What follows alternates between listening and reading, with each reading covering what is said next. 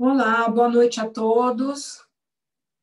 Sejam muito bem-vindos a mais um encontro de saberes essenciais. Hoje é o terceiro dia do nosso ciclo de palestras e o primeiro com o Dr. Paulo Machado, que é médico psiquiatra, psicoterapeuta junguiano e sociólogo, e também professor e coordenador do curso Jung e Corpo do SEDES.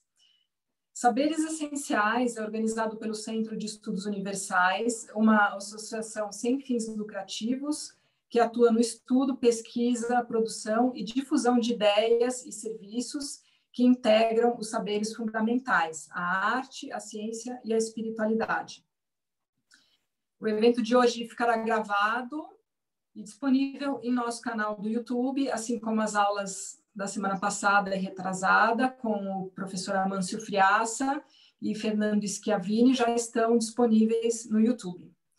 Então, hoje teremos cerca de 1 hora de palestra e, ao final, o Dr. Paulo vai responder algumas perguntas de vocês, que vocês podem começar a enviar desde já pelo chat do Zoom. E ele vai falar sobre a dança das polaridades e o momento atual. Esse tema trata da polarização nas relações, a desinformação das fake news, o negacionismo e também da noção de arquétipos e da tipologia psicológica de Jung, entre outros assuntos. Boa noite, doutor Paulo. Boa noite. Obrigado, Helena, pelo apoio. Obrigada. Seja bem-vindo. Inicialmente, gostaria de cumprimentar a todos, evidentemente, particularmente a Gláucia, a Alexa, que eu estou vendo aqui, né? A Alexa, que tivemos uma parceria muito gostosa, muito bonita no curso de arte integrativa, e vejo que tem algumas pessoas que estão presentes daquela nossa experiência anterior.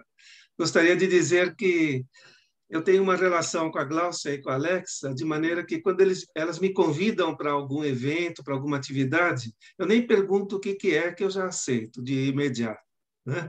É uma satisfação muito grande estar aqui junto de vocês. E estou aqui contente também de ver muitas pessoas que eu não via fazia muito tempo e outras que eu tenho visto recentemente. Então, nós vamos estar nesses encontros, né?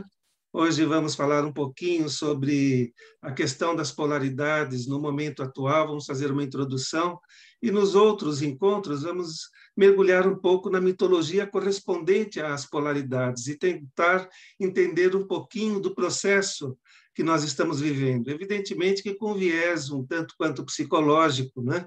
Que é a nossa formação e que é o interesse de tentar dessa forma e através desse modo de pensar, auxiliar um pouco a compreendermos e a passarmos também por esse momento. Então, eu vou colocar aqui, deixa eu começar com a imagem, que nós vamos nos apoiar através de algumas imagens, tá? Deixa eu ver aqui, deixa eu passar isso.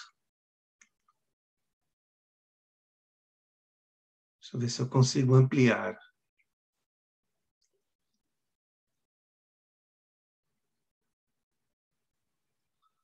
Talvez não dê para ampliar. Se der, muito bem. Tem que sair uma... Vamos prosseguindo, né? Então, vamos começar com esta outra aqui. Deixa eu colocar aqui. Então, temos aqui na tela um símbolo, símbolo taoísta, né, que vocês estão observando, é um símbolo bastante conhecido, um símbolo universal praticamente, né, embora diga respeito a um dos aspectos que é um dos pilares da civilização chinesa, o taoísmo, junto com o pensamento oracular, com o confucionismo, né, são alguns aspectos estruturais do pensamento chinês. E o taoísmo fala muito sobre a questão das polaridades, sobre o equilíbrio das polaridades. Nós vemos aqui esses dois peixes, um peixe branco com um olho escuro e um peixe escuro com um olho branco, né? Observando-se que no processo dialético constante, contínuo, aquele olho branco no peixe escuro representa o processo contínuo de expansão da energia yin naquele lado yang, e o peixe, o lado e o olho escuro no peixe branco simboliza ou representa o aspecto yang. Desculpe-me, o escuro é o yin e o branco é o yang, né? Então, o yin que se expande, né? Enquanto que no outro lado o yang ele percorre ou realiza o mesmo processo. Este símbolo ele representa o equilíbrio das forças positivas e negativas do universo. Ele nos remete à ideia da totalidade. Essa ideia está presente, atuando, essas energias, na verdade são duas forças, ou duas formas de energia, elas estão presentes e atuantes como duas forças antagônicas fundamentais e complementares, né? Que temos que entender assim, o yin e o yang que fazem parte da natureza, né? São forças naturais, é um símbolo da totalidade. O símbolo taoísta, por sua antiguidade, ele atesta também que a relação entre as polaridades ela não é uma coisa recente, né? É uma preocupação dos seres humanos e pela antiguidade do taoísmo, né? É uma preocupação dos seres humanos há milênios, né? A questão das polaridades.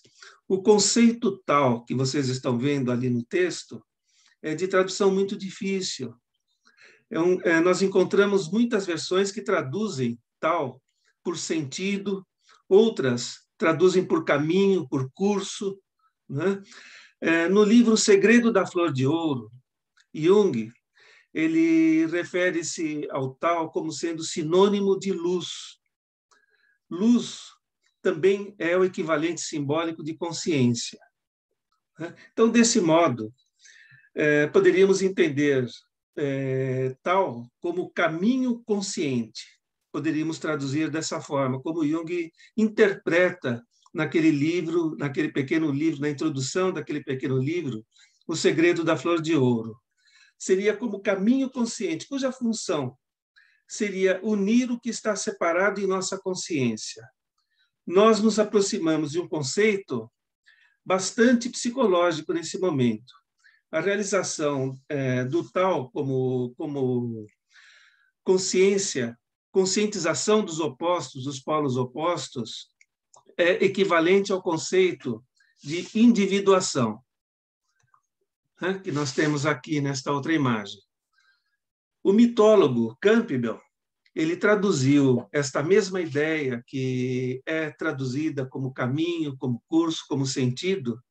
Ele falava, ou ele transmitia a noção de que o Tao ele também pode ser compreendido como experiência de estarmos vivos, né? Campbell referia que viver a vida em sua plenitude correspondia a seguir o nosso mito que o mitólogo definia como sendo pistas para as potencialidades espirituais da vida humana, né? Tanto para Jung como para Campbell, portanto, o Tao dizia respeito ao caminho interior de cada um de nós em busca de sua alma, né? Que essa é uma questão muito presente na psicologia e na história do próprio Jung, né? Vindo um pouquinho mais para o Ocidente, né? Aproximando-nos um pouquinho mais da época também, né? Nós vamos encontrar nesta imagem dois personagens importantes e que influenciaram muito a nossa civilização e a nossa cultura presente. Vocês estão vendo ali a imagem de Platão do lado esquerdo e Aristóteles do lado direito. Jung trabalha também com esses dois pensadores no começo do livro Tipos Psicológicos, quando ele fala sobre os dois pontos de vista que influenciaram muito, inclusive, a construção da nossa psique. Para Platão, a realidade era aquilo que nós imaginamos, o que nós pensamos, né?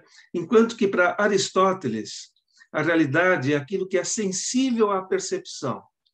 Para Platão, a realidade é a nossa percepção interior das coisas. Para Aristóteles, é a percepção através dos sentidos.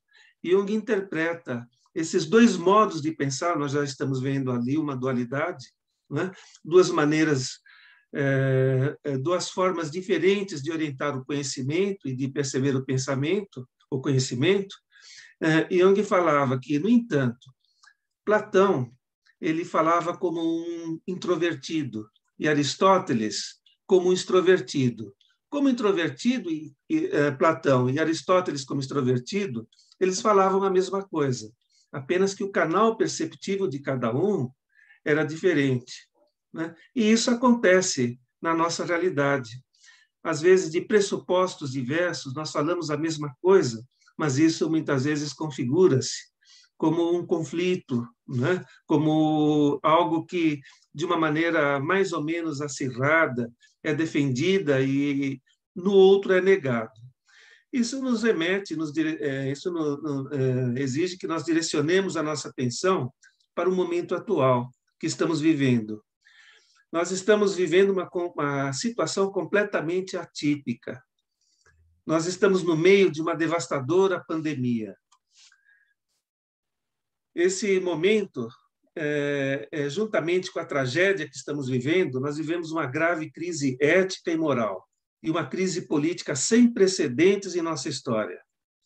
Observamos ainda, se nós sairmos desse aspecto coletivo e orientarmos a nossa atenção para o aspecto individual, observamos o comportamento humano profundamente polarizado, infelizmente, em meio a questões de alta densidade afetiva, cujo debate nos colhe em estado de absoluta vulnerabilidade no meio dessa pandemia, emergindo questões, no meio de tudo isso, como violência doméstica. Junto a essa violência, o alto índice de feminicídio, o racismo e o racismo estrutural, que são questões que estão emergindo nesse período, a intolerância de gênero, a homofobia, a psicofobia, além de outras questões coletivas amargas, como a destruição da floresta amazônica, a destruição dos biomas do Cerrado e do Pantanal. Tudo isso em meio ainda a uma crise climática global. Observa-se a invasão de territórios e o massacre de etnias indígenas e uma ostensiva concentração de riquezas através de alguns conglomerados econômicos, em detrimento de um aumento exponencial e escandaloso da fome e da pobreza. Como podemos interpretar esse momento, caracterizado por tão elevada polarização do comportamento humano? Nesse momento distópico que estamos vivendo, teríamos perdido, do ponto de vista coletivo, as noções milenares de sentido ou caminho? Ainda perguntamos, qual é o espírito dessa época em que nos tornamos tão polarizados? Que tempo é esse que estamos vivendo?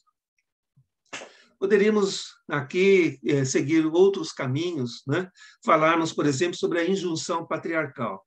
Vamos deixar isso para quando estivermos falando sobre as temáticas míticas, quando então vamos observar os aspectos positivos e negativos daquilo que corresponde à arquetipologia patriarcal e matriarcal, projetada em outros aspectos que os mitos nos contam e que nos falam profundamente.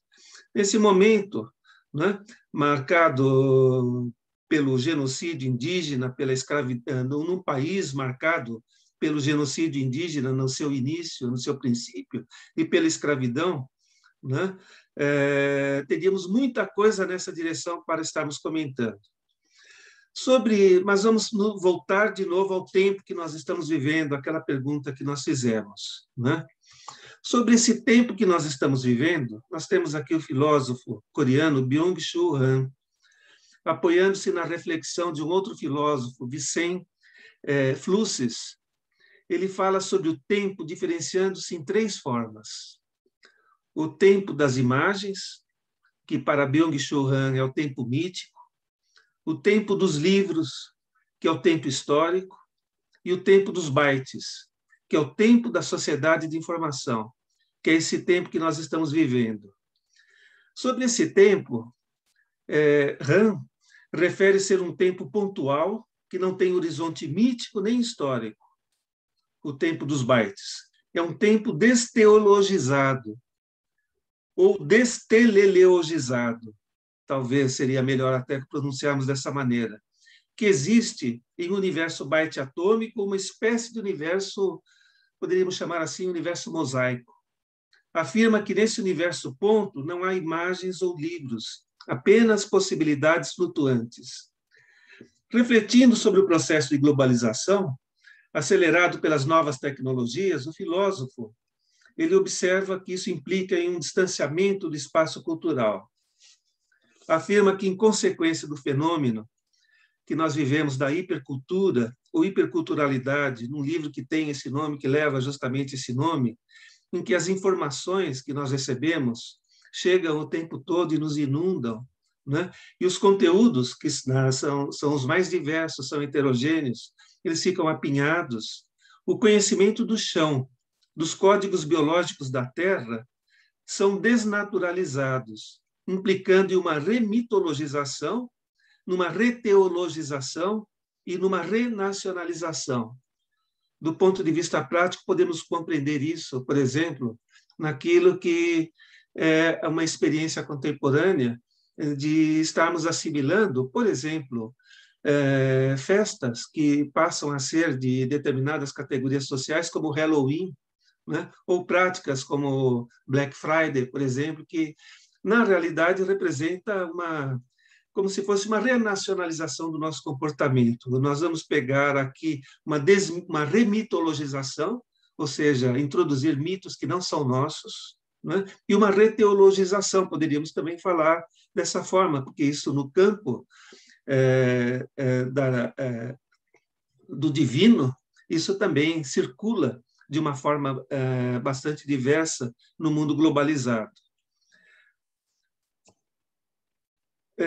Rand afirma que é muito importante, consideramos muito importante, que no mundo digital, o mundo digital é muito pobre em alteridade, observando-se que nos círculos virtuais, o eu ele pode mover-se praticamente desprovido de um sentido da realidade. Ali, como está no texto, né, o sujeito desgasta-se correndo numa roda de hamster que gira cada vez mais rápido em torno de si mesmo, né, que é uma metáfora dramática para falar sobre o ser humano contemporâneo, na vida contemporânea. Dessa maneira, o comportamento binário do usuário das redes sociais ele é condicionado à polarização e à dependência emocional dos I like em detrimento dos I dislike, e ao confinamento desencadeado pelos algoritmos das plataformas digitais, que restringem e condicionam as mensagens recebidas ao interesse demonstrado pela somatória de cliques disparados, aprofundando o comportamento polarizado do indivíduo. Nós acabamos recebendo somente aquilo que diz respeito aos inputs que nós projetamos nos nossos aparelhos, quer seja no celular, no smartphone, no notebook, e assim por diante. E vamos receber aquilo que é correspondente ao que nós disparamos, né? Observando o comportamento polarizado através do funcionamento do nosso cérebro, vamos tentar ir por essa outra vertente agora, precisamos falar um pouco sobre as emoções. As nossas emoções, como raiva, alegria, tristeza, medo, asco, juntamente com circuitos neurais de recompensa e punição, elas estão relacionadas com o instinto de sobrevivência e os processos homeostáticos de autorregulação do nosso meio interno. Elas estão ligadas aos mecanismos de preservação da vida e se desenvolveram há milhões de anos nas áreas mais profundas do nosso cérebro. A área das emoções, elas estão localizadas na região hipotalâmica, nas regiões subcorticais, né, referida como sistema límbico, né, e que estão ligadas à sobrevivência, né, à defesa e à regulação interna do nosso metabolismo. O neurologista gaúcho André Palmini, eu peguei alguns trabalhos dele para preparar essa nossa apresentação e que são muito interessantes, né? Ele faz algumas considerações observando a importância da córtex cerebral na modulação das nossas emoções. Deixa eu colocar aqui essa outra imagem. Né? Aqui a gente tem, deixa eu ver se eu consigo pegar aqui essa canetinha aqui, consegui, ótimo, está aqui. Né? Então, o que nós falamos? Nós falamos sobre a região hipotalâmica, né? Essa região e essa região que vocês estão observando é onde localizam-se os centros que regulam o nosso comportamento emocional. Né? Essa área do nosso cérebro é uma área bastante arcaica. Né? É a área que, desde que nós descemos das árvores, né, ela está presente antes disso. Esta outra área que vocês estão vendo é a córtex cerebral. Né? A córtex cerebral ela é muito mais recente, né, do que esta outra área que está aqui no centro, nas partes mais profundas do cérebro. Esta parte externa ela tem aproximadamente 200 mil anos.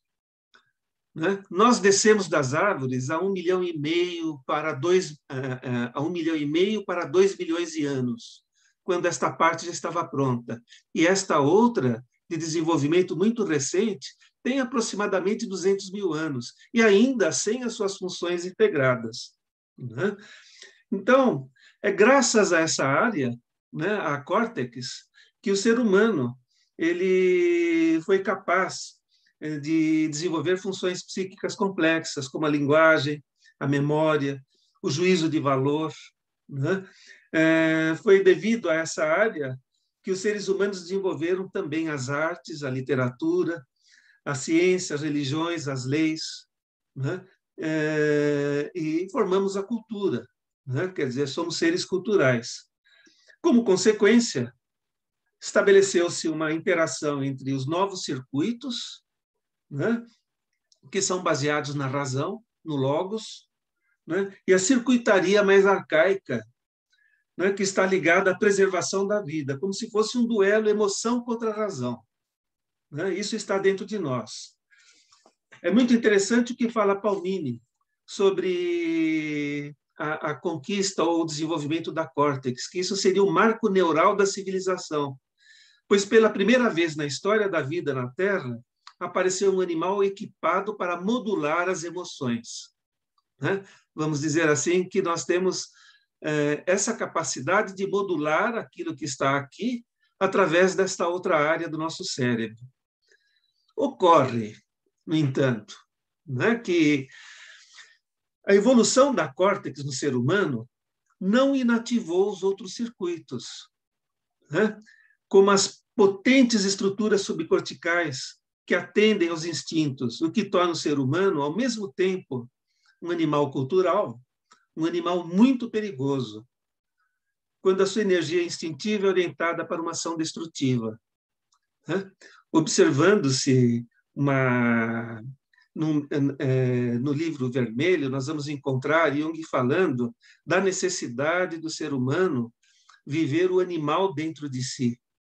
Né? Ou seja, entrar em contato com a nossa parte animal, porque se nós não entrarmos em contato, não reconhecermos, não identificarmos, se essa parte nos toma de uma forma inconsciente, né, o ser humano se torna predador da sua própria espécie. É uma das únicas espécies que é predadora da sua própria espécie, né, que estabelece estratégias, que estabelece planos, projetos, né, que são destrutivos para a sua própria espécie, diferentemente das outras espécies que são simples, né, que vivem a natureza, que vivem a relação simples com a própria natureza. Né? Então, o autor ele considera mais adiante que as regras e as leis que a nossa razão criou têm como base coibir expressões emocionais inaceitáveis dentro do contexto civilizatório da vida ou sociedade. É importante considerar que a capacidade de cada ser humano modular as suas emoções é muito variável. Né? Tem fatores, nós somos muito suscetíveis a influências externas. Alguns fatores, como álcool, drogas, estresse, podem interferir nessa nossa capacidade de modular as nossas emoções. E ainda tem indivíduos, por exemplo, um psicopata, ele não sente algumas emoções. O psicopata, ele, por exemplo, ele não tem medo, né? Ele não vive o medo. e dessa forma ele tem respostas diferentes, reações diversas, né? Então, Palmini apresenta a hipótese de que o sistema cortical humano de controle de reações emocionais, além de frágil, é também suscetível a uma sabotagem contínua, tônica, que vai subrepticiamente tirando de ação sucessivas camadas de controle e que podem fazer a reação emocional ocorrer antes do clímax ou de uma forma indevida ou através de uma orientação equivocada, né? Palmini nos informa que ruminações recorrentes, decorrentes de frustrações anteriores e memórias traumáticas, podem interferir no limiar de controle que pode induzir a uma resposta excessiva e determinar um comportamento anômalo e polarizado. Desse modo, a capacidade de avaliação, ela também pode ser afetada por estímulos contraditórios e constantes, que também podem proceder a uma sabotagem dos construtos da razão, né? Isso se observa atualmente no comportamento coletivo de negacionismo diante da pandemia, por exemplo, no seu momento mais grave, inclusive, né? Na banalização do número de mortes ou da estatística do que acontece, né? Se nós pensarmos, né, há 2 anos atrás, bom, vamos pensar lá mais distante um pouco, no começo do milênio, quando houve aquele atentado contra as Torres Gêmeas em Nova York, que morreram 2.000 e poucas pessoas, né? E que se faz lá um memorial enorme em relação a essas 2.000 perdas. Ontem, no Brasil, morreram 4.000 pessoas, né? Mais de 4.000 pessoas vitimadas pelo Covid. Isso, através desses estímulos que nós vamos recebendo diariamente, é como se isso começasse a nos endurecer, né? Nós começamos a não dar conta da intensidade, da importância daquilo que estava acontecendo, né? Do que está ocorrendo. Então, a nossa capacidade de avaliação, ela acaba sendo afetada através desses estímulos contraditórios, constantes, que nós estamos recebendo. Jung afirmou a mesma coisa numa época em que ainda não existia esse conhecimento sobre a neurociência que existe hoje, em outras palavras, né? Em que o conhecimento do cérebro não era tão avançado.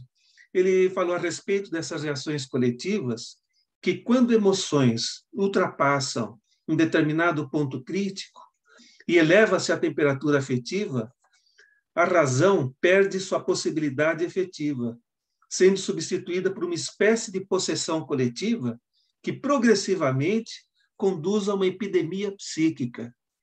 Então, nós vivemos juntos uma pandemia e uma epidemia psíquica, talvez possamos chamar até de pandemia psíquica, prevalecendo todos os elementos da população que levou a uma existência antissocial tolerada pela ordem da razão. Retornando ao neurologista gaúcho, deixa eu ver se... Acho que eu tenho que devolver aqui essa... Devolvi, tá? Vamos lá. Vamos ver essa outra imagem. O Palmini fala, que nos informa que num outro contexto, né, num outro texto dele, num outro trabalho, numa outra pesquisa, que fortes convicções, como religião, política, futebol, hipóteses científicas também, às vezes, né? Que fortes convicções, como essas citadas, por exemplo, impactam muito o processo de interpretação de evidências. Observa-se que em uma pessoa com uma elevada convicção, o impacto neural para evidências contrárias é pequeno, enquanto que uma pessoa com baixa convicção tem uma capacidade maior de proceder a uma avaliação ponderada das evidências, né? Então, isso é um aspecto que a gente precisa considerar e prestar muita atenção. Ele fala também sobre a sensibilidade metacognitiva, que corresponde à capacidade de refletir baseado em evidências, né? Metacognição é a reflexão baseada em evidências. A sensibilidade metacognitiva é a capacidade de refletir baseado em evidências. Uma baixa sensibilidade metacognitiva, nós observamos que o pensamento radical, a intolerância dogmática, o fanatismo, o autoritarismo expressam sempre uma baixa sensibilidade metacognitiva, enquanto que a tolerância, a percepção do outro, do ponto de vista do outro, a solidariedade, representam uma elevada sensibilidade metacognitiva, a capacidade de perceber aquilo que está fora de nós. Né?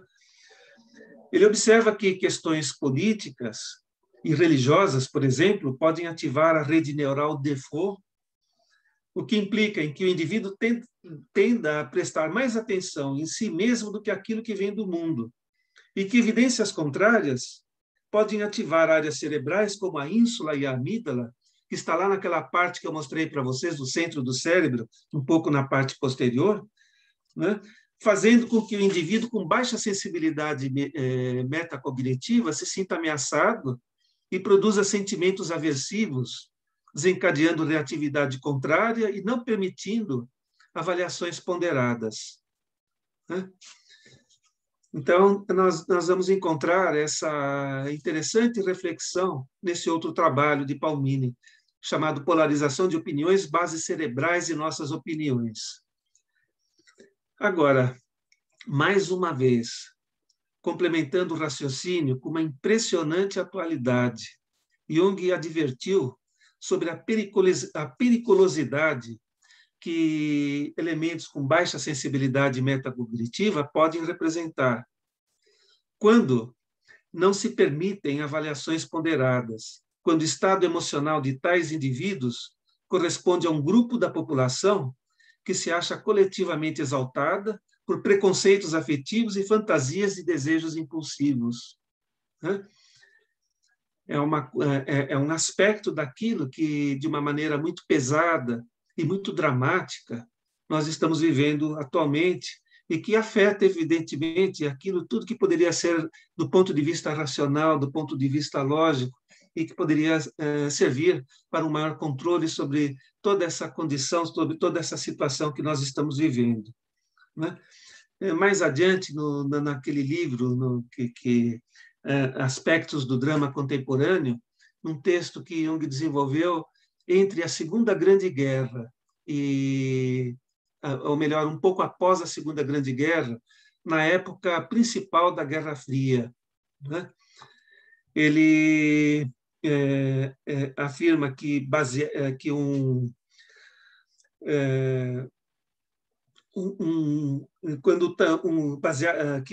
grupo de pessoas com queixas baseadas em ressentimentos fanáticos fazem apelo para a irracionalidade coletiva, encontrando aí um solo frutífero na medida em que exprimem certos motivos e ressentimentos também presentes em pessoas normais, embora adormecidos sob o manto da razão e da compreensão. Ele faz uma advertência muito séria nesse mesmo texto, né, nesse mesmo livro, que para quem tem Civilização em Transição, é um fascículo da Civilização em Transição, Jung faz uma séria advertência referindo-se à tragédia vivenciada pelo povo alemão, né, e que afetou o mundo todo na Segunda Grande Guerra, do perigo que ocorre quando um psicopata megalomaníaco assume a responsabilidade. Né? Esse personagem ele foi descrito por Jung como possuindo uma completa cegueira acerca do próprio caráter, a admiração autoerótica de si mesmo, a depreciação e atormentação dos demais, a falsificação mentirosa da realidade, o querer impressionar e impor os blefes e imposturas e o comportamento clinicamente histérico. Qualquer semelhança com outro personagem não é mera coincidência. Esse líder, ele pode levar, nessas circunstâncias, na medida em que não exista uma outra posição importante que traga a reflexão ou que traga um outro lado, que permita um confronto, ele pode levar uma população para um abismo, né, como isso de fato aconteceu. e que nós já vivemos várias vezes, né? Nós estamos citando essa história recente, mas a humanidade já viveu isso em muitas outras circunstâncias.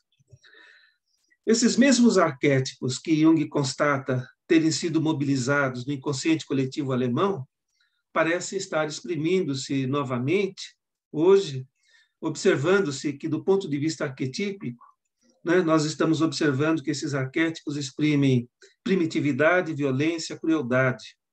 Né? Ele afirmou que as forças propulsoras dos movimentos de massa ou movimentos populistas são de natureza arquetípica, considerando que todo arquétipo traz em si o bom e o mal, o que há de mais baixo e o que há de mais elevado, o que explica seus efeitos tão contraditórios. Aqui, do ponto de vista da definição do conceito de arquétipos, eu coloquei alguma coisa, mas nós vamos encontrar essa definição em vários textos, de várias formas. Né? É um conceito que foi evoluindo. Aqui aparece como sendo conteúdos do inconsciente coletivo que indicam a existência de determinadas formas na psique que estão presentes em todo o tempo e em todo lugar, funcionando como estruturas inatas e materiais com que os fenômenos psíquicos tendem a se moldar e servir de matriz para a expressão e desenvolvimento da psique. Por tudo isso, afirmamos que o único meio de enfrentarmos o perigo devastador da massificação é através da elevação da consciência, da educação, da cultura, né? Da integração de formas criativas novas, né? A arte, né? Em todas as suas manifestações, né? O que representa o fortalecimento daquela dimensão superior do nosso cérebro, né? O que corresponderia à expansão justamente da consciência, à elevação da consciência. Propusemos hoje uma reflexão do ponto de vista filosófico, neurológico, psicossociológico, para tentarmos compreender as razões e os motivos que conduzem as pessoas a um comportamento tão polarizado nos dias de hoje. Né? Nos próximos encontros, nós vamos verificar a questão das polaridades através da mitologia e suas imagens, que hoje alojam-se em nosso inconsciente. E será muito útil confrontá-las para podermos nos compreender melhor e que possa nos propiciar o estabelecimento de formas de relacionamento mais civilizado e compreensível entre as pessoas. Né? Na imagem que nós estamos observando, esta imagem da árvore, essa imagem também é um arquétipo, né? As duas espécies biológicas que crescem verticalmente, né? É o ser humano, cuja coluna vertebral é horizontal em relação ao solo. A coluna vertebral das outras espécies, ela se desenvolve paralelamente ao solo. Né? Então, o fato da nossa coluna vertebral ter se desenvolvido no sentido vertical, isso fez com que o desenvolvimento do nosso cérebro se processasse no sentido ínfero-superior, de baixo para cima, né? Favorecendo o desenvolvimento da córtex. A verticalidade, ela liberou o uso dos braços, das mãos, né? A relação da visão, esse complexo, coluna ereta, né? Corpo vertical, que liberou os braços, os membros superiores, para a praxis. E os olhos foi fundamental no desenvolvimento também da nossa cognição. Né? Então, nós conseguimos, de uma certa forma, construir no nosso cérebro, né, uma condição através da qual as emoções, os aspectos instintivos, eles possam ser modulados. Esses aspectos eles nunca devem ser abafados, né, inativados, porque eles são essenciais para a evolução, eles são essenciais para a nossa sobrevivência, mas eles podem ser modulados, né, eles podem ser orientados. Aquilo que vem através das nossas forças instintivas. E essa verticalidade na relação com a árvore nós vamos encontrar também muitas temáticas míticas que fazem uma analogia do corpo humano com a árvore, né? Como, por exemplo, na Cabala, né? Onde nós vamos encontrar a relação do corpo humano com a árvore sefirótica, né? Só que é uma árvore invertida, cujas raízes projetam-se para o céu e a copa para a terra, né? O ser humano seria a árvore antropomórfica, cujas raízes, os nossos pés, estão plantadas no chão e a nossa cabeça ela se desenvolve em direção ao céu. E desse modo nós vamos encontrar oposições entre o embaixo e o em cima, né? Entre a terra, a experiência telúrica, né? E quitônica, né? E o céu, a experiência uraniana, né?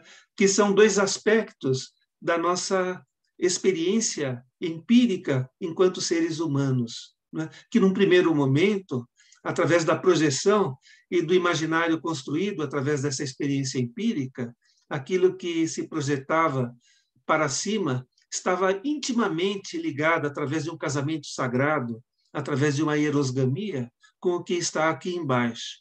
Nós vamos encontrar nas mitologias a oposição entre o claro e o escuro, que são também experiências fenomênicas, universais, né?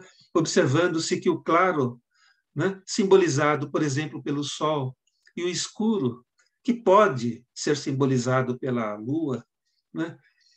Essas duas oposições elas podem também ser simbolizadas por animais, né? Podemos encontrar em muitos temas míticos, por exemplo, a oposição entre, como na árvore de Yggdrasil, que é a árvore mítica dos celtas, né? Onde vamos encontrar a luta contínua e eterna entre a águia e a serpente, né? A serpente como um animal quitônico, a águia como um animal solar, né? E como símbolos daquilo que corresponde ao impulso do ser humano no sentido de conquistar a consciência, né? Então, quando nós conseguimos realizar a integração de todas essas oposições, de todas essas contradições que fazem parte, através mesmo da nossa experiência fenomênica relacionada com a vida, né? Quando conseguirmos integrar o em cima com o embaixo, o masculino com o feminino, o claro com o escuro, o sol com a lua, né? Poderíamos aqui colocar um sem número de oposições, né? Vamos realizar aquilo que Jung chamou, que nós apresentamos no começo, né? De conjunção dos opostos, né? O coniunctio oppositorum, como ele coloca, que era também a meta dos alquimistas na Idade Média, né? E o processo da individuação, que corresponderia a nós tornarmos-nos uno, né? Também simbolizando a individuação, a totalidade, sermos inteiros, né? Encontrarmos essa capacidade de formarmos através de uma disposição de consciência una, um ser uno e individuado, né? É uma tarefa muito difícil, é uma tarefa teórica, mais teórica, talvez metafórica também, não é? Talvez algo, um objetivo, um sentido. Nós vamos voltar de novo ao tal, né? Aquela busca de sentido, a experiência de estarmos vivos, é essa busca de sentido. Quando acaba esse sentido, né? A vida deixa de fazer, deixa de ter significado, né? Quer dizer, nós mitificamos através da busca desse sentido, através desse caminho, né? Mas essa separação, como nós pudemos observar, ela encontra-se até na nossa construção biológica, né? Até nas nossas estruturas neurais. Nós temos que trabalhar e estabelecer esse diálogo até intimamente dentro de nossas próprias estruturas, né? Mentais. Acho que eu falei bastante, né? Embora não tenha preenchido completamente o tempo, né?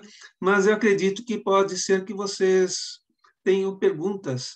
Deixo aqui só colocar o meu contato, para quem quiser anotar, está lá o meu e-mail, e para não ter que ficar ditando, que é a coisa mais chata, ficar ditando e-mail, né? Que a gente tem que se lembrar de todas as letrinhas, e nem sempre as pessoas ouvem, mas está aí para ser anotado, tá? E aí eu volto para entrar em contato com a fisionomia de pessoas de quem eu estou saudoso até, né? Estou vendo ali muitas pessoas que eu não vejo já há algum tempo, que a gente pode dialogar um pouquinho e prosseguir a nossa conversa, né? Dessa forma, através das perguntas. Não sei se a Helena fez uma seleção, porque como tem bastante gente, eu estou vendo aqui que enchemos a sala, né? Que bom, né? Olá, Então, professor. Sim, sala cheia, foi muito tá, especial mesmo a sua apresentação. Por enquanto, não temos perguntas. Teve tá. uma pessoa aqui que relatou que perdeu um conteúdo, mas eu já aviso que a aula de hoje ficará disponível no canal do YouTube Céu A1. Eu vou passar o link aqui no chat. E quem Uhum. tiver pergunta pode deixar aqui no bate-papo, que o professor ou eu vamos ler e ele vai responder. Alguém quer perguntar alguma coisa? Deixa eu ver aqui. Muitos comentários. Muito obrigado por todos os comentários que eu estou vendo agora. Tá? Fico.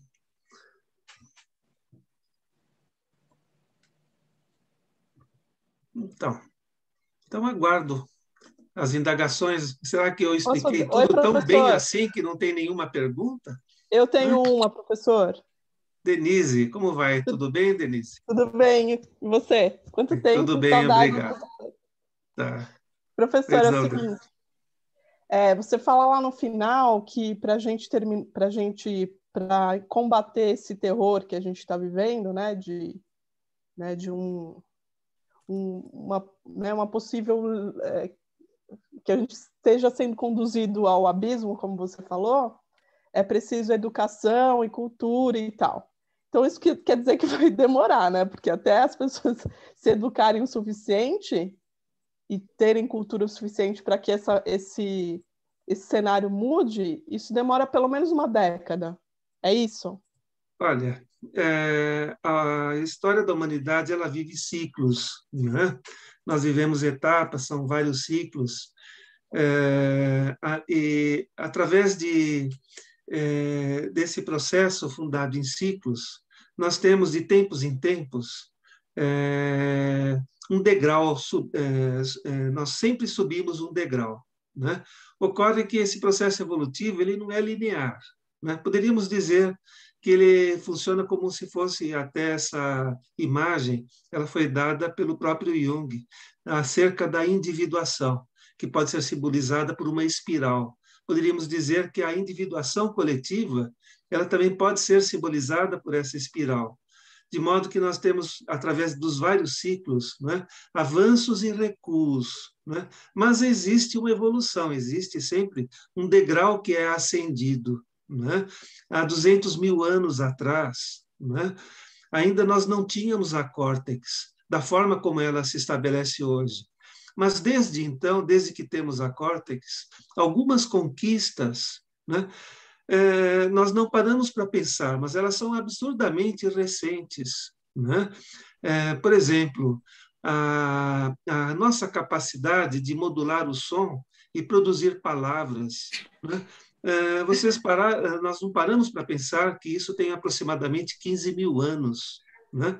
Porque antes disso, nós gesticulávamos, né, e repetíamos sons guturais dos animais, né, através da comunicação. E que de 15 mil anos aproximadamente para cá, né, aprendemos a falar, a nos comunicar através da expressão verbal. Né? E um pouco depois, né, alguns milhares de anos depois, aprendemos a decodificar esses sons através de signos linguísticos, desenvolvendo a escrita. Né? E o nosso cérebro articulado entre um hemisfério e outro hemisfério, entre um lado direito e um lado esquerdo, entre um lado cognitivo e um lado criativo, né? Ele consegue estabelecer uma relação entre a imagem e o conteúdo sígnico de uma palavra, né? Ou de um hieroglifo que seja. Né? Então, são conquistas muito recentes. Né? Então, de uma certa maneira, a cultura é um processo, do ponto de vista, se pensarmos, né, no tempo que os seres humanos desceram das árvores, é uma conquista jovem, né? Pensando em termos desse grande tempo, né? É uma conquista muito jovem. E que demos vários saltos quânticos, né? Diríamos que a conquista da linguagem foi um salto quântico, né? Que determinadas conquistas da nossa civilização se fizeram como se fossem, de repente, através de uma condição inesperada, né? Vamos observar que é interessante ver o livro vermelho de Jung, porque ele mergulha na sua experiência interior, né? E através da sua experiência interior é que ele elabora a sua própria teoria, a sua própria psicologia, né? E olhando a experiência interior, é como se ele estivesse muito próximo, né? De um limiar da consciência, né? O que isso se traduz pelo fato de que, por incrível que possa parecer, mas quem traz o novo, né? Quem permite esses saltos quânticos, né, na humanidade são o louco, o artista, o místico, o bufão, né? Que são aqueles que, de uma certa forma, têm um outro olhar, né? Têm uma outra forma de compreender uma situação muito ampla. Tá bom? Então, espero que eu tenha lhe aquietado um pouquinho, Denise. Assim, então, assim, na verdade, a gente parece que está indo para trás, mas está indo para frente, né? Sim, De alguma forma. Assim, estamos subindo alguns degraus, tá bom? Tá bom, obrigada, professor. Professora, a gente tem mais uma pergunta da Tamara. Uhum. Posso ler a pergunta? Pode, por favor. Ela pergunta se o tempo da hiperinformação é um tempo da negação do corpo. É uma boa pergunta. Como né? conseguir acolhê-lo novamente? Como conseguir acolher o corpo? Na realidade, é uma concentração da força vital no cérebro, né? Na relação com as mensagens. Nós estamos vivendo um momento em que somos inundados pelas mensagens. Não quer dizer que as mensagens se transformam em conhecimento, né? E nós precisamos muito do corpo, né? De maneira que até o próprio Jung, em determinados momentos, ele fala que a individuação ela não tem condições de acontecer fora do corpo, né? Nós precisamos muito do corpo no sentido de que essa quantidade de mensagens possa ser metabolizada, né? Que ela possa se transformar em alguma coisa que se integre a nós como um todo, né? A nós como uma unidade, né? A relação que o corpo estabelece também, quer dizer, hoje, quando a gente tem o processo seletivo dos alunos no curso Jung Corpo, nós pedimos para os alunos desenharem uma figura humana, né? E é muito interessante que a figura humana são todos já pessoas formadas, né? Porque é um curso de especialização para terapeutas, né? E o desenho quase que é invariável, aparece aquela figura humana com um cabeção, né? E um tronco pequenininho, às vezes os membros curtinhos, né? Às vezes até aparece só a mão e os pés, né? Como se as pessoas só tivessem cabeça e não tivessem corpo, né?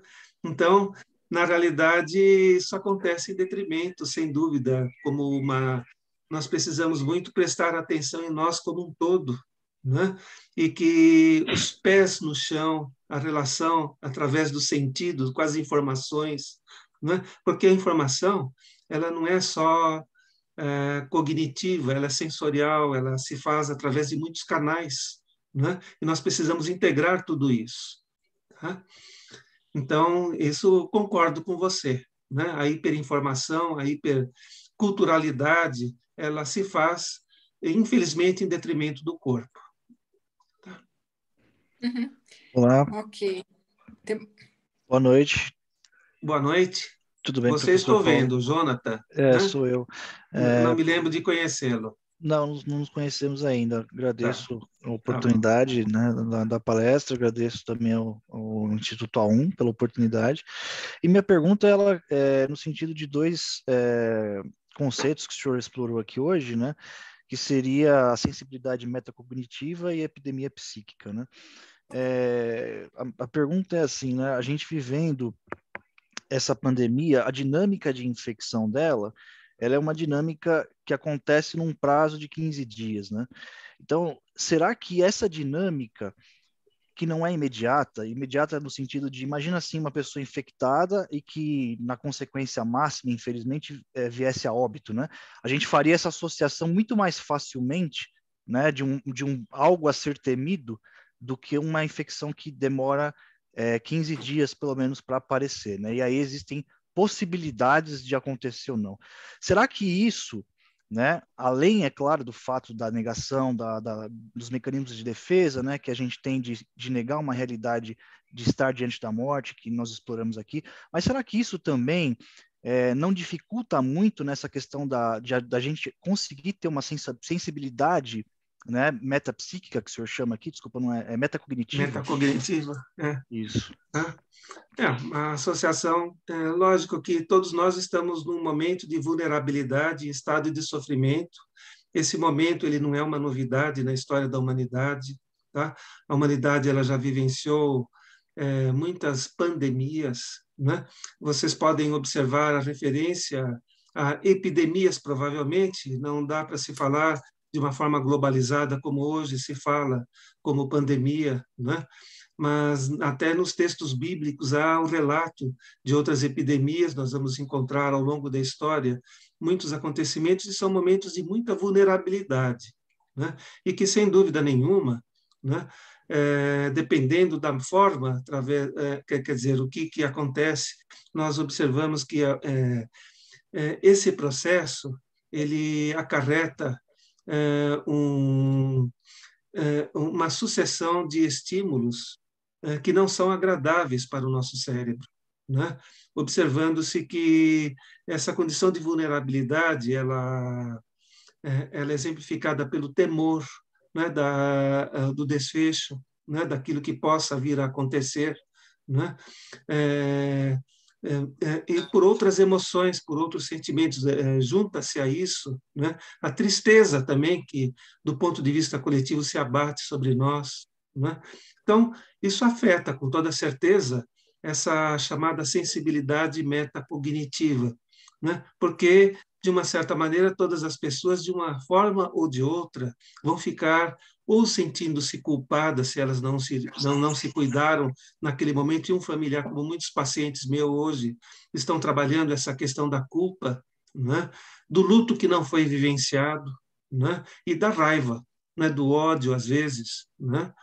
Agora, isso, quer dizer, é algo que surge dentro de uma, vamos dizer, de uma condição que está dentro de um controle nosso, né?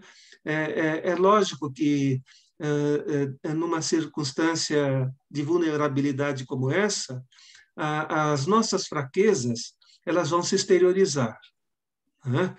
É uma circunstância em que isso acontece. Agora, quando existem outros estímulos que ficam atuando subrepticiamente, né, de uma maneira a martelar sobre a nossa cabeça, né, o desmantelamento de um construto da nossa razão, né?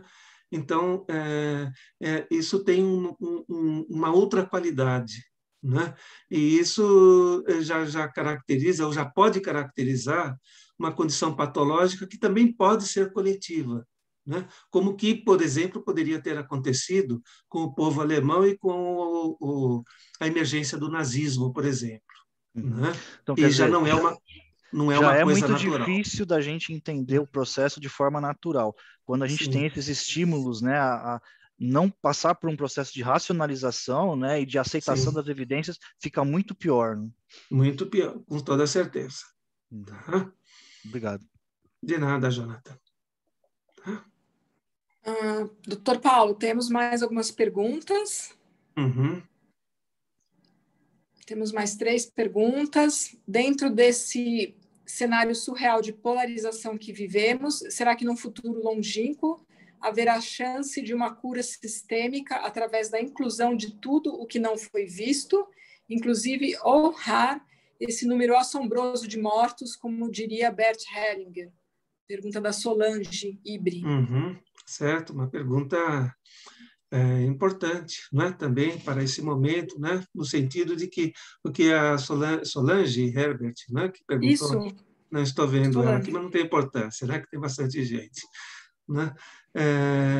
Ela fala sobre se nós podemos ter esperança, né? Acho que é isso, né, Solange, se você quiser falar, né, se nós devemos, se nós podemos ter esperança, se nós, na realidade, eu remeto a um outro filme que apresenta uma realidade distópica, né, que até num outro contexto tivemos a oportunidade de debater, que corresponde a aquele filme do Bergman, se alguém me lembrar, que fala sobre a peste, né, sobre a peste negra. Alguém mexe no microfone e fala só para me lembrar do nome desse filme. Sétimo Selo. Sétimo Selo, né, que diz respeito ao Evangelho de São João, né, o Sétimo Selo, né? Naquele filme distópico, né, quando o personagem principal dialoga com a morte o tempo todo, e através desse diálogo com a morte, ele tenta reestabelecer a relação de sentido da vida, né? Ele busca de novo um outro sentido para a vida, ou o sentido da vida e da morte que ele estava procurando, né?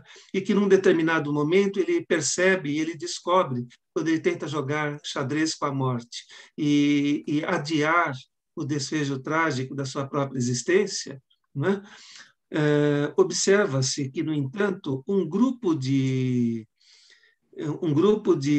artistas mambembes, né?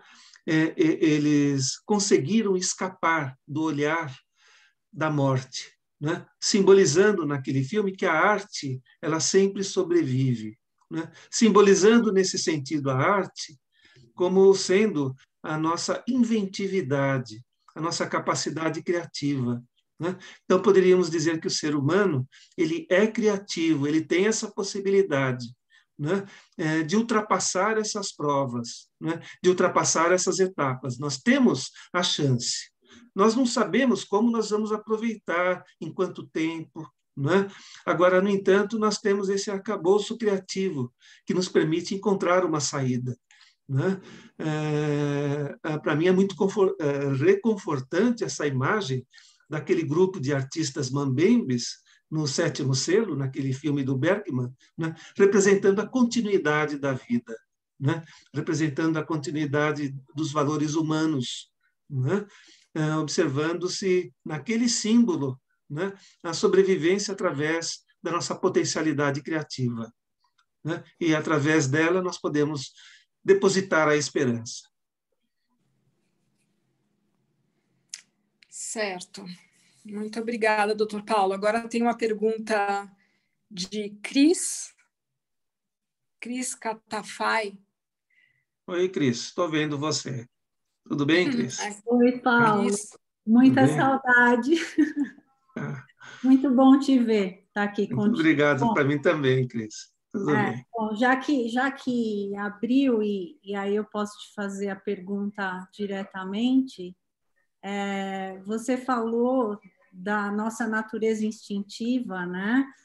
Da nossa natureza animal, e como essa falta de integração com essa natureza instintiva, essa repressão, acaba trazendo, acaba fazendo com que a gente constele uma das polaridades, né? Em forma de fanatismo, autoritarismo, enfim. E aí eu pensei, Paulo, se essa epidemia, como você colocou, né, psíquica, quais arquétipos estariam constelados? Uhum. Bom, essa imagem que nós trouxemos, né, é uma imagem que, na realidade, Jung traz, né, a última vez que eu li essa imagem de Jung foi no Livro Vermelho, né, quando ele fala da necessidade de nós vivermos o animal interior, de nós nos conhecermos até nessa dimensão, né? Porque, na realidade, não é que se nós não entrarmos em contato com esses conteúdos internos, né, não é que nós vamos posteriormente proceder a ações equivocadas, nós somos tomados por esses arquétipos, né?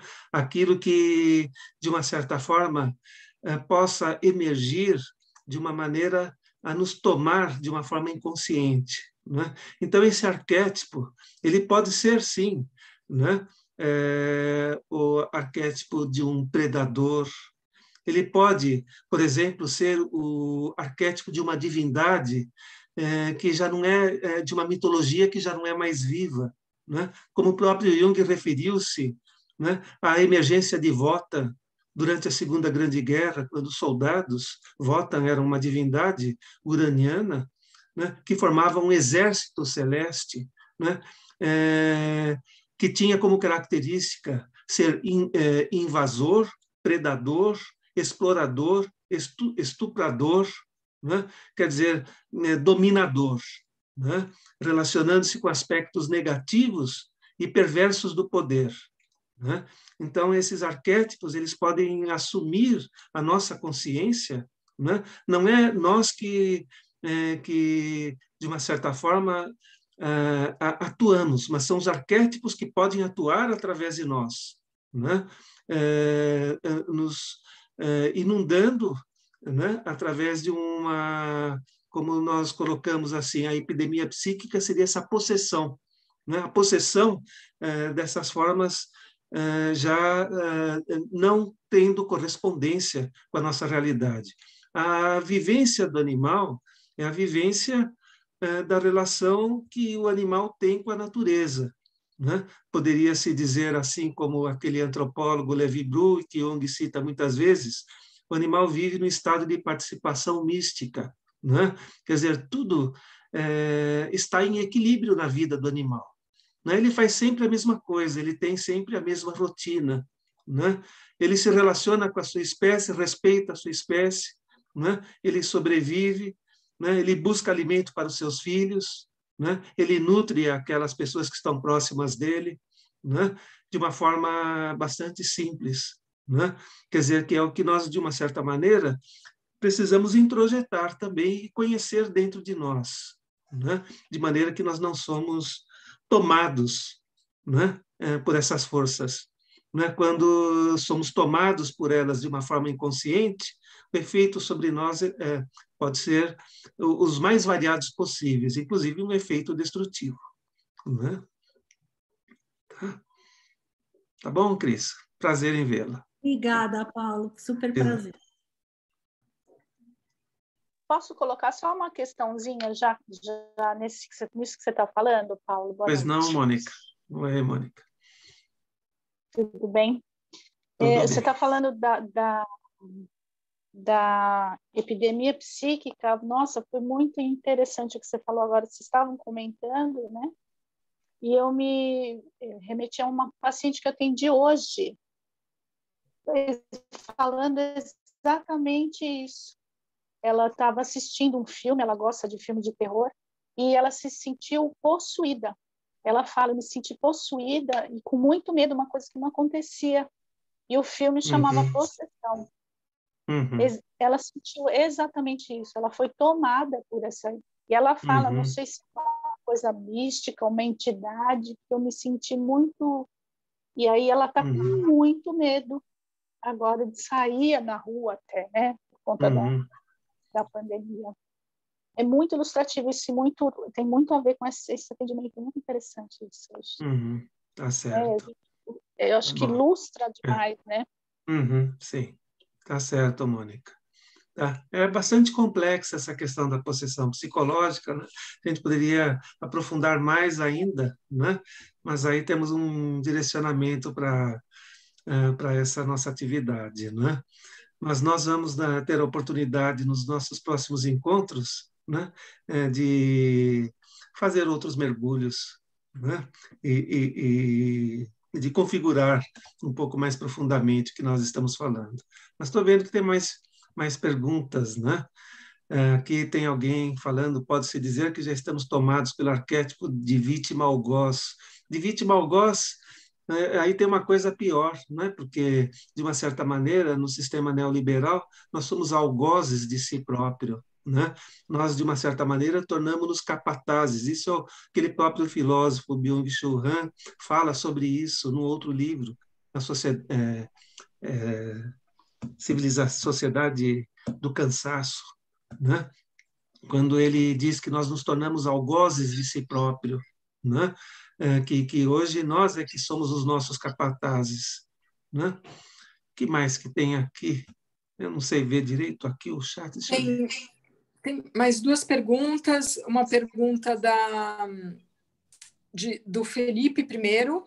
Uhum. Felipe Selim Vasconcelos, se seria possível acreditar que o misticismo sobre a Covid-19, algo que a nós, como raça humana, não conseguimos controlar diretamente, é o que acaba deixando as pessoas menos sensíveis para com a quantidade de casualidades devido à doença, quando comparado às mortes dos atentados de 11 de setembro, afetando a mentalidade de todo o inconsciente coletivo, com a ideia de que a Covid não é tão letal quanto é em realidade, ou essa ideia acaba sendo extremamente complexa e não é exatamente o que ocorre na realidade?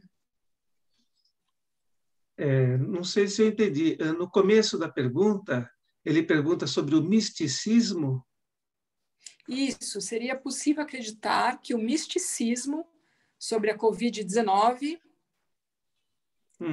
algo que a nós, como raça humana, não conseguimos controlar diretamente, é o que acaba deixando as pessoas menos sensíveis para com a quantidade de casualidades da Isso doença. não sei dizer porque eu não entendi muito bem a pergunta, tá?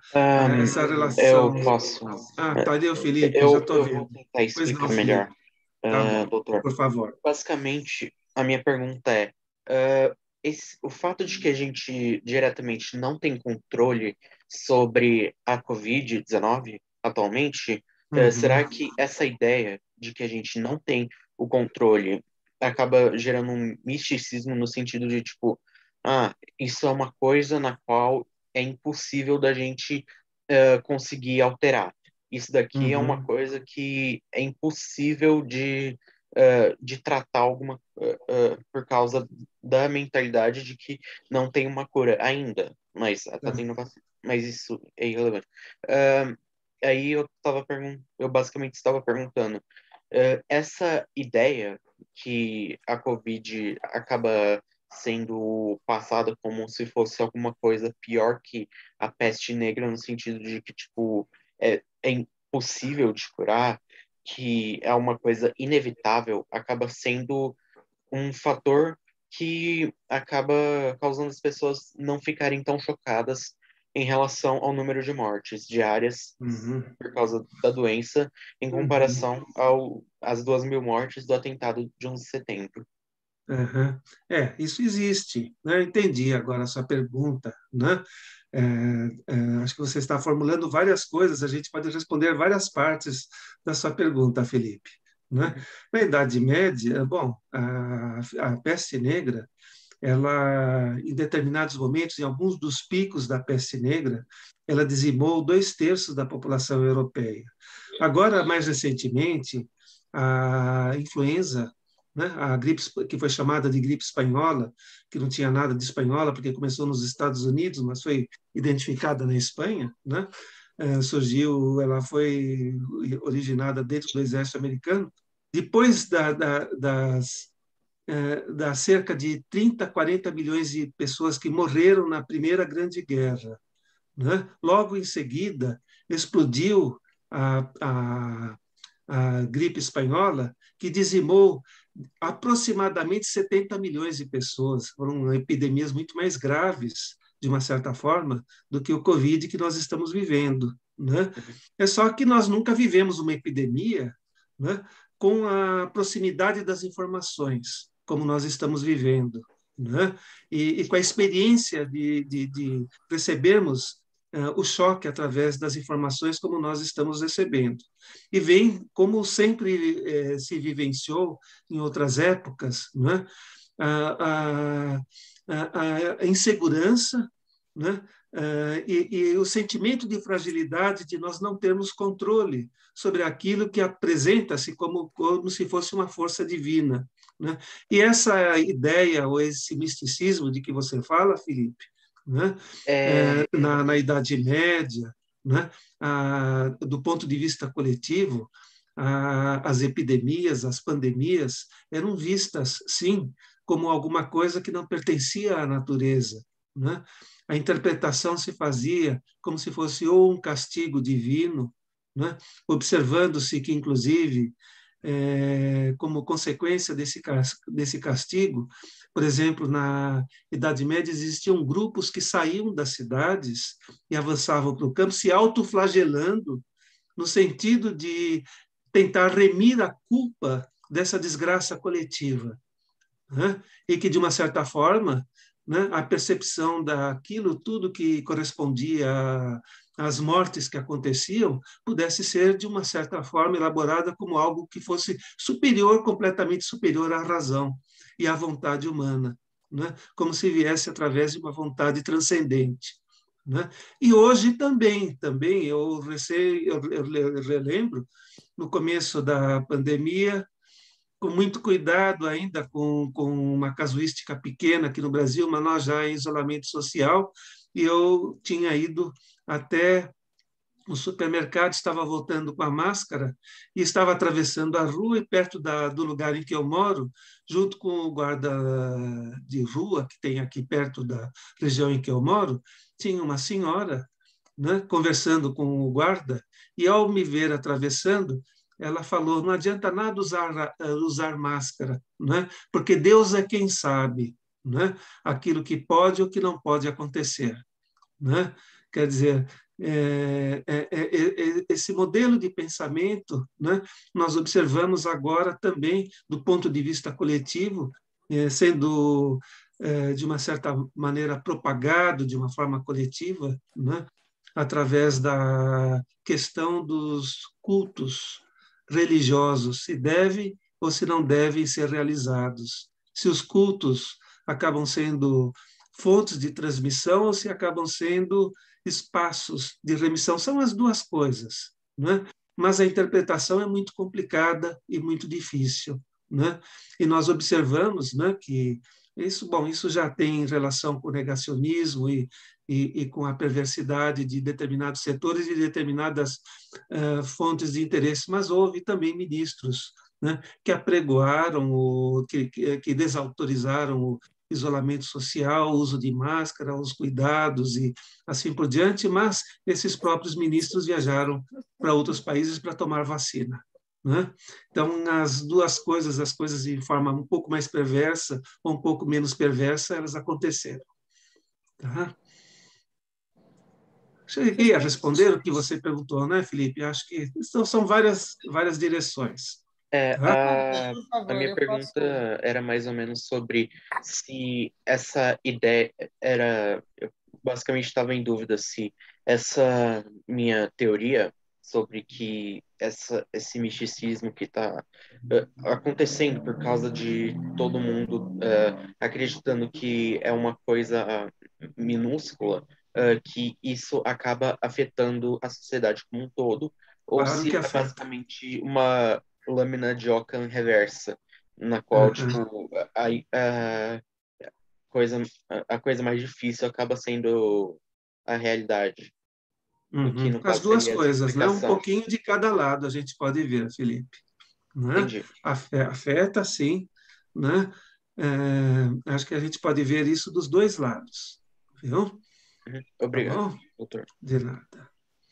Eu posso só fazer uma perguntinha, é bem curtinha. Pois não, Cíntia. Então, eu entendo que essa polarização profunda sempre existiu desde o início da humanidade, do mundo, os mitos falam isso e tal.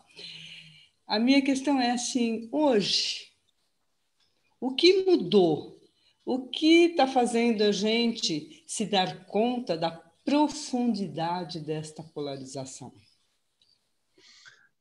Observe que eu coloquei que nós vivemos etapas, vivemos ciclos, né? Mas, alguns anos atrás, agora recentemente, né, nós podíamos, do ponto de vista da temática política, por exemplo, né, fazer um debate de opiniões diversas sobre essa temática, né? Sobre a questão da religião. Nós tivemos etapas diversas, momentos vários, né, que se experienciou. O Brasil, ele, de uma certa maneira, ele foi vítima, né, da ação dos jesuítas quando eles vieram para cá, né, e que eles produziram uma epidemia, talvez a mais grave que o país tenha vivenciado, né, quando muitos grupos étnicos desapareceram, né, em contato com os evangelizadores jesuítas. Junto com o desaparecimento das etnias, né, a evangelização representava o desaparecimento de culturas, de formas de pensar, né, de estruturas de pensamento, né? Então, quer dizer, representava também uma radicalização, né? Era um comportamento radical que existia do ponto de vista religioso, né? Agora, em certos momentos, se pode debater essa questão, né? Mas, em determinados momentos, há um aprofundamento das relações de oposição entre as pessoas, né? Quando, então, isso ocorre, nós observamos o que acontece do ponto de vista mundial, isso não é só do Brasil, né? O recrudescimento do fundamentalismo religioso, né? Nós observamos o ressurgimento da radicalização política, né? Nesse momento, depois de um período, vamos dizer, quase que efêmero de debate, né? E de diálogo em relação a essas questões que são sempre muito ativas, que afetam muito a nossa, como o Palmini, que eu me referi naquele trabalho, são convicções muito fortes, né? Depende muito dessa condição coletiva de um determinado grupo social ou da humanidade como um todo, né? Como estão as convicções na humanidade num determinado momento. Então, existem certas épocas que surge uma determinada referência de valor, né? E que essa referência de valor ela tem como consequência aquietar um pouco esta animosidade toda, né? Aquilo que faz com que tudo surja como através de uma forte convicção. Não quer dizer que, paralelamente, alguns temas, né, no meio de tudo isso, quando tivemos um período de bastante debate, nós vamos encontrar, por exemplo, nas universidades, né, de repente, um grupo que levanta uma determinada hipótese, né, e que se torna tão convicto dessa hipótese, né, que não aceita outras hipóteses. Isso, por exemplo, aconteceu entre Jung e Freud, né? Entre Freud e Jung, ou Jung e Freud, né? Quer dizer, Freud era tão convicto da sua teoria, né, que não aceitava um acréscimo ou uma amplificação, uma ampliação daquele conceito teórico, né? Então, mesmo sendo num momento em que outros debates poderiam ser possíveis, paralelamente, certos debates mexem um pouco, se tocam as fortes convicções, né? Mas tem determinados momentos, né, em que os valores coletivos permitem que as pessoas possam viver um pouco mais em paz, um pouco menos, vamos dizer, entre aspas, convictas de tantas verdades, né? E tem outros momentos em que isso não é possível. Um desses momentos é este que nós estamos vivendo, né? E que nos toma, inclusive, em condição de vulnerabilidade no meio da pandemia. Um pouquinho antes isso começou, na verdade, não é por causa da pandemia, né? Mas que no meio da pandemia isso nos afeta muito mais, né? Mas isso teria a ver com convicções estruturais ou com o arquétipo terrível do poder? O arquétipo terrível do poder sempre é um fator que afeta as condições estruturais, né? Quer dizer, representa sempre um desequilíbrio. Quando esse arquétipo emerge com uma força muito grande, né? Nós observamos agora recentemente nos Estados Unidos, né? O que aconteceu quando o último presidente deixou a presidência, né? E isso nos enche de temor se alguma coisa, se alguma realidade não produzir uma maior elevação de consciência no coletivo que nós vivemos, nós acabamos por temer também o que possa vir a acontecer aqui. O poder, quando ele é orientado de uma forma unilateral, como um processo psicológico, né, também é orientado de uma forma unilateral, do ponto de vista de um processo psicológico, isso se transforma numa neurose. Se isso tiver uma intensidade muito grande, pode ter até a dimensão de uma psicose. Se isso é coletivo, imagine, né, um processo, uma psicose coletiva, como isso pode ser trágico. E a humanidade já viveu essas situações. Mas nós vamos poder continuar conversando, tá bom? Acho que no transcorrer das outras palestras, né, produzindo reflexão de uma outra forma, né? Daí nós vamos mergulhar um pouco nas referências míticas, aquilo que são produtos do nosso inconsciente, e poder debater de uma forma diferente, né? E prosseguir essa conversa, tá bom, pessoal? Está bem, doutor Paulo. Agradecemos a sua participação, então, na aula de hoje, de Saberes Essenciais. Doutor Paulo, que é psiquiatra e psicoterapeuta junguiano, e falou sobre o tema dança das polaridades e o momento atual. Essa gravação ficará disponível em nosso canal do YouTube, CELA 1. Eu coloquei o link aí no bate-papo. E a próxima aula com o doutor Paulo, a segunda aula, né, num total de 4 aulas, será no dia 5 de maio, daqui 4 semanas, sobre as polaridades Terra-Céu, no qual ele vai falar sobre assuntos como as oposições Yin-Yang, Leão, Águia e Serpente, símbolos da função maternal, da fecundidade, regeneração, entre outros temas. E quarta-feira que vem, continuamos Saberes Essenciais com o filósofo Antônio Florentino, que vai analisar a tradicional história zen budista, O Boi e Seu Pastor, a partir de referências da filosofia. Então, boa noite, agradecemos a participação de todos, pelas perguntas. Obrigado pela presença de todos, e foi um prazer muito grande o reencontro com tantas pessoas que são sempre importantes nas nossas vidas. Tá? Um abraço para todos e um bom descanso. Até a próxima, pessoal. Até mais. Obrigado, Helena, pelo apoio. Obrigada, doutor Paulo. Tá. Até mais.